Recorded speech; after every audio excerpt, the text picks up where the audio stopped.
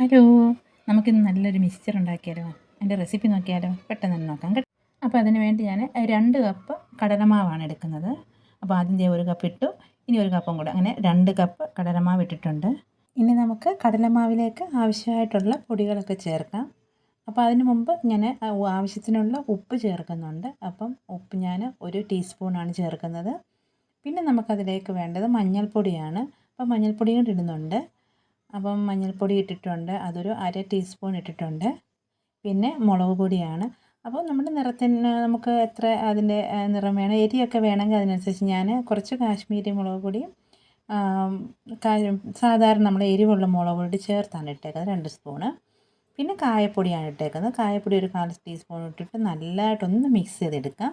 ഈ പൊടികളൊക്കെ കടലമാവിലിട്ടൊന്നാവട്ടെ. എന്നിട്ട് ഇനി നമുക്ക് ആവശ്യത്തിന് വെള്ളം ഒഴിച്ചിട്ട് നമുക്കിത് കുറേശ്ശെയായിട്ട് കുഴച്ചെടുക്കാം. ഒരുപാട് വെള്ളം ആദ്യമേ ഒഴിക്കേണ്ട. നമുക്ക് ആവശ്യത്തിന് വെള്ളം ഒഴിച്ച് നന്നായിട്ട് കുഴച്ചെടുക്കാം. ഇതെല്ലാവർക്കും അറിയാം കേട്ടോ, എങ്കിലും അറിയാൻ വയ്യാത്തവർക്ക് വേണ്ടി പറഞ്ഞെന്ന് മാത്രമേ ഉള്ളൂ. അപ്പം ഇത് നന്നായിട്ട് നമുക്കിനി ഇതൊന്ന് കുഴച്ചെടുക്കാം. അപ്പം മാവ് ദേ റെഡി ആയിട്ടുണ്ട്. ഞാനൊരു അല്പം എണ്ണയും കൂടെ അതിൻ്റെ മുകളിൽ തടവിയിട്ടുണ്ട്. ഇനി നമുക്ക് ചൂട് കട്ടിയുള്ളൊരു പാത്രം വെക്കാം. അതിലേക്ക് നമുക്ക് ആവശ്യമുള്ള എണ്ണ ഒഴിക്കാം. അതിന് മുമ്പ് നമുക്ക് മിക്സ്ചറിനുള്ള സേവനാഴിയിലെ ചില്ല് കാണിച്ചു തന്നേ ഉള്ളൂ കേട്ടോ. അപ്പോൾ ദേ ഞാൻ എണ്ണ ഒഴിച്ചിട്ടുണ്ട്. എണ്ണ ചൂടാവട്ടെ. നമുക്ക് സേവനാഴിയിലേക്ക് ഈ മാവ് കുറേശ്ശെയായിട്ടിട്ട് നമുക്ക് അടച്ചു വെക്കാം.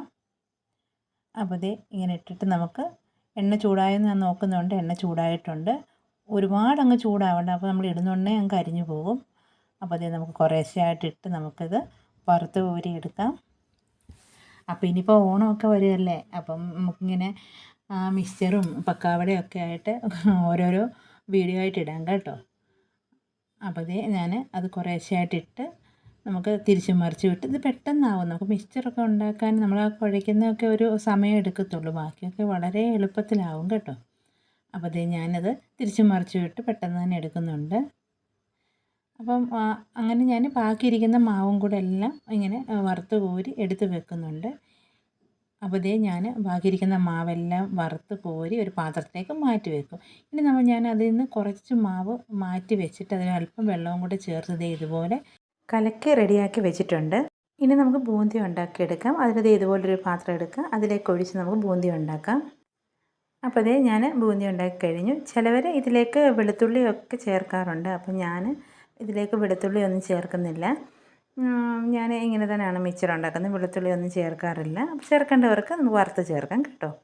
അപ്പോൾ ദേ അതെല്ലാം റെഡി ആയിട്ടുണ്ട്. അപ്പോൾ ഞാനിനി കുറച്ച് കപ്പലണ്ടിയും കൂടെ വറുത്തെടുക്കുന്നുണ്ട്.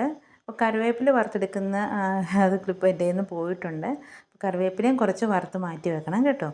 അപ്പം ആദ്യം ഞാനെടുത്ത ആ മിക്സ്ചറെല്ലാം ഒന്ന് പൊടിച്ച് വെച്ചിട്ടുണ്ട്. ഇപ്പം നമ്മുടെ ദേ കപ്പലണ്ടി എല്ലാം റെഡിയായിട്ട് വന്നിട്ടുണ്ട്. ഒരുപാട് നേരം ഇട്ടത് കരിഞ്ഞൊന്നും പോകരുത്, കരിഞ്ഞു പോയാൽ ടേസ്റ്റ് വരത്തില്ല കേട്ടോ.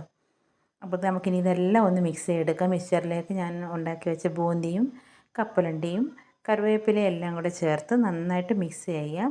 പിന്നെ ഇപ്പം നമുക്ക് വേണമെങ്കിൽ കുറച്ച് മുളക് പൊടിയും ഉപ്പും കൂടെ വേണമെങ്കിൽ നമുക്ക് അതിന് മുകളിലിട്ട് ഒന്ന് മിക്സ് ചെയ്തെടുക്കാം. എനിക്കിതെല്ലാം പരുവമായതുകൊണ്ട് ഞാനിപ്പോൾ ചേർക്കുന്നില്ല കേട്ടോ.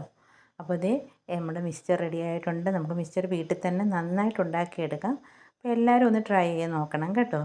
ട്രൈ ചെയ്ത് നോക്കിയിട്ട് നിങ്ങളുടെ ഫീഡ്ബാക്ക് അറിയിക്കാൻ മറക്കരുത്. അപ്പോൾ എൻ്റെ വീഡിയോ ഇഷ്ടമായാൽ സബ്സ്ക്രൈബ് ചെയ്ത് സപ്പോർട്ട് ചെയ്യാൻ മറക്കരുത്. അടുത്ത നല്ലൊരു വീഡിയോ വീണ്ടും കാണാം. ബൈ.